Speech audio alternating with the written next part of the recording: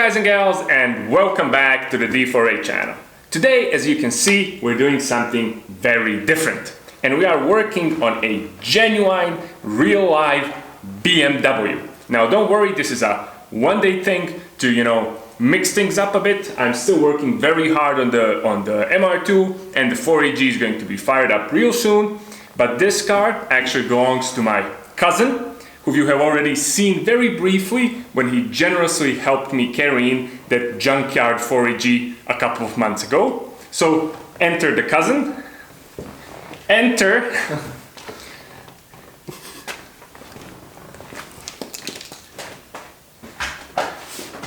That's the cousin. You have to say, hey there guys and gals, welcome to the D4A channel. Hey guys and girls, welcome to the D4A channel. D4A channel. That's the official greeting. Okay, so what we're doing today... I know it is driving for answers. Driving for answers, that's right. So what we're doing today is we are replacing a bunch of gaskets on this BMW, which is a 318 Ti, right? Yeah. 318 Ti with a 1.8 liter 136 horsepower 1.9 liter 1.9 liter awesomeness of BMW engine. So my cousin actually thinks I know what I'm doing because I'm working around cars, but I have checked under the hood of this car and this is so advanced that it's very much beyond me and it's very high tech, and compared to the 4AG this looks like a space shuttle.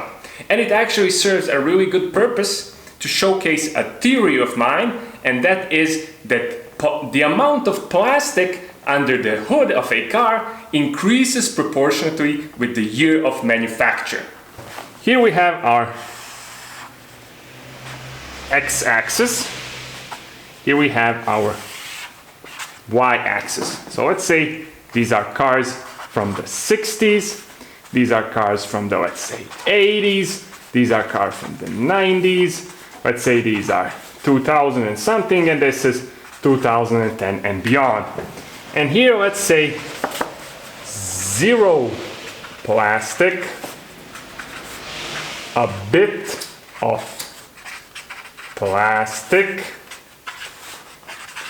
getting plasticky, a lot of plastic. So cars in the 60s had pretty much zero plastic. In the 80s, for example, the MR2 is from the 80s, we have a bit of plastic. For example, the timing cover is made from plastic. Now in the 90s, things are getting plasticky, and this is a car from 1997, which is exactly 10 years younger than my 87 MR2, and it has, as you can see, more plastic. And now here we get to the 2000, and there's a lot of plastic. Just look at under the hood of a car from, let's say, 2006, 7, 8, you'll see a lot of plastic.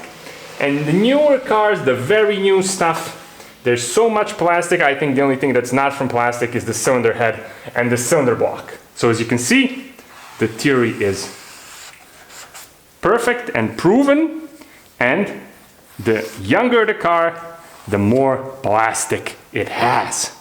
So this is scientific stuff right here. That's enough pseudoscience for now. We're going to start working on the car. Now there's going to be a full detailed video of what we are going to be doing today, and you can see that video in the description, and it's going to bring you to my cousin's channel where you can see in detail how to do this work in case you have this very cool car.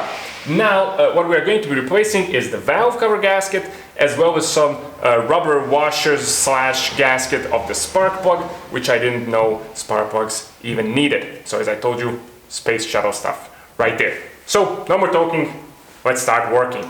So once we actually started working on the car, it became apparent that what my cousin really needed weren't my non-existent mechanical skills, but my tools. So what I ended up doing was handling the camera and playing second fiddle. Now to actually access the valve cover, we needed to remove quite a few things, and that included removing the battery, removing this plastic battery retaining box thing, whatever you want to call it. It also included removing this thing that drains away water, I guess. Of course, also made from plastic. Removing it was a horrible pain. So it's a good thing there's no audio here because we cursed a lot. We also need to remove the coil pack and a bracket for the spark plug cables. And here you can see a very fancy tool that sits under the spark plug valley cover that is used to remove the spark plug cables. Definitely very, very fancy stuff right there. Apparently fingers aren't good enough anymore. So here you can see what happens when you have leaky spark plug hole gaskets. Oil gets into your spark plugs, and that is definitely a bad thing and needs to be fixed right away. So after this, we had to remove some more plastic.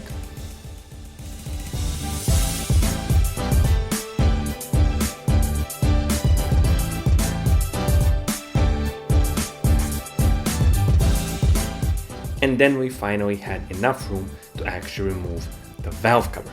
And here you can see the culprits. These things would age, become brittle, and they let the oil into your spark plug hole. So after this, we had to put everything back in its place, which wasn't very straightforward and things didn't fit in right away, but we finally managed to do it. So here you can see, the chain that drives this engine, as well as some beefy BMW camshafts. So working on a BMW, definitely a very interesting experience and definitely more challenging than working on an old school MR2 because you need to remove quite a few things just to get access to some other things.